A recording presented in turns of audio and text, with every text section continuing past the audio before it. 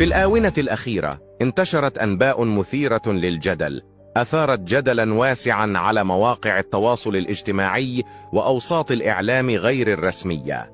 مفادها أن هيئة تحرير الشام تمكنت من دخول أحد القصور الرئاسية التابعة للرئيس السوري بشار الأسد، حيث وجدت خزنة مقفلة بإحكام. وبحسب الادعاءات كانت المفاجأة الكبرى عند فتح الخزنة والعثور على فلاش ميموري يحتوي على مقاطع فيديو توثق مواقف وصفت بالعلاقات المحرمة.